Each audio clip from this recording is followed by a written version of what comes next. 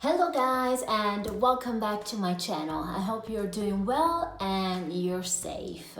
First of all, I want to say something that happened to me the other day. So as I was uploading the latest video, the Michael Kors collection, which I will link down below, I actually deleted the latest video, which was the interview that I did with Louis Vuitton. And guys, I'm so upset about it because it was the video on which I had the most comments on. I had actually a few comments on that for the first time, so everything is gone.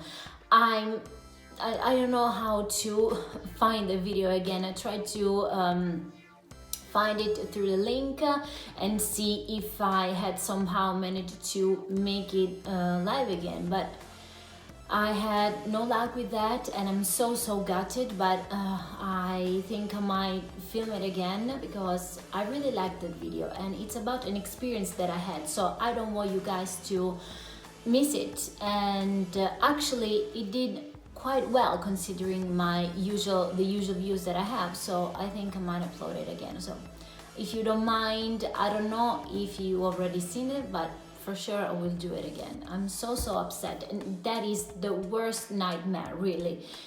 I was so upset, the word of course, but since I'm just starting out, every little thing counts. And since I did have a few comments on there, I was quite happy that I was engaging with people, and it really ended up being like it's all gone. But and enough rambling. Today I wanted to talk, since we're all in quarantine, I guess everyone is reading a little bit more to just get ourselves occupied somehow. I'm on book number 9, which is quite a lot. I've been in quarantine since March 9th, and so it's been a month and a half, and I've almost read 9 books. I'm on book number 9.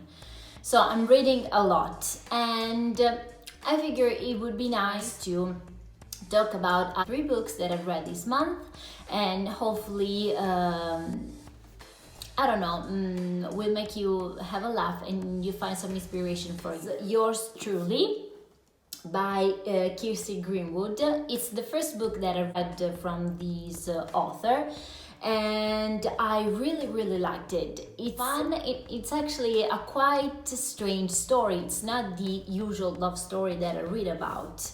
Of course there's romance in it, but it has some twists. It's about a girl. It's actually about 2 girls, Natalie and her friends, which I can with Natalie and Meg, who are besties. They both go out one night. The main character of this book get hypnotized, and from then on everything in her life changes for the worst. She was about to get married, but she is called off, and she happens to meet a guy whom she finds really attractive actually, and she doesn't know how to handle the situation that happened to her. Didn't allow her to tell lies, so all she has to do is to tell the truth. So whenever asks a question to her, she only answers truth, and she isn't used to that because she has always hidden her feelings, and she actually didn't want to hurt anyone. But after the night, everything changes and she's forced to tell it. It's like she's under a spell, and that's really interesting, so I highly recommend that. I bought it on Amazon. It was actually really cheap, so I'll leave you the links down below. Plus, as I said in the other video about books, I really love a good cover. I know Kindle books right now are so cheap.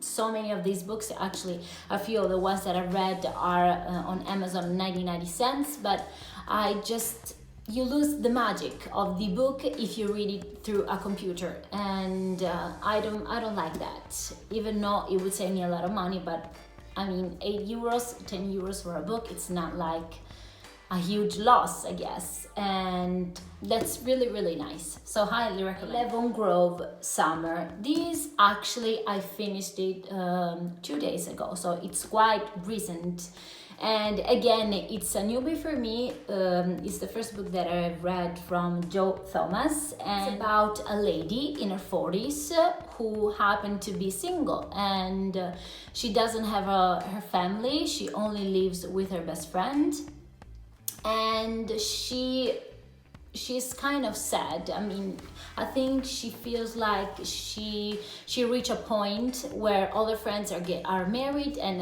have family, and she's nearly 40 and she doesn't have any of that. So one night she went out with her friend Lenny, who reminded her that when they were younger and they were studying university, they made a pact. This pact was that if neither of them have gotten married or have had babies, eventually will be 40s, they will end up be together because they knew each other and they would trust each other. So they actually started to do that because neither of them found true love up until the time, and they decided to move to Sicily because they saw an ad on a magazine in which they were looking for foreign people to bring back an old town that was almost dying. So they decided to leave to Sicily, but when they get there, everything really it's not what they expected to be, and actually very different from they were expecting. But life takes a really great turn after so many downs, and it's funny because it's not those usual romance where all you hear is about sex and all that. It's a great romantic story that has so many twists in it, so I highly recommend that. We do have Fashion Victim in New York. It's from Hess. I'm sure you're familiar with her. If you're just into illustration at all, you know who she is. She's an Australian fashion illustrator, and she actually has made quite a huge living out of it because she's designing for Tiffany's and for Vogue and all that. And she actually wrote some books about her favorite cities in the world. The first one that I've read is New York, Paris, and she also wrote about fashion in general and all that. So this book is quite a different one because you have loads of illustration. It's like seeing New York through her eyes, and it's really nice. You find in here so many spots that she adores and she thinks are worth a visit if you ever happen to be in New York. She always represents everything with the most amazing illustrations. It's so nice. I don't want to spoiler it, but I just want to make you see how talented she is. And these books, look at that. She's so amazing. She does these representations and then she writes something about it, whether it's a place or I don't know, store or anything like that, or about theaters and places to eat and all that. It's a great book. Plus, if you are at all into flat lay photos, which I am, if you follow me on Instagram, you will notice that I've posted quite a few flat lays. I actually haven't flat lay in a long time. Actually, I need to get back to it. Anyway, this book is so good for flat lace pictures because it's, first of all, it's not paperback cover and it has some amazing beautiful images. So when you're flat laying and you display products, it's touch of fashion in it, and this is really nice. But other than that, I highly recommend it because it's a great way to see New York. Really nice.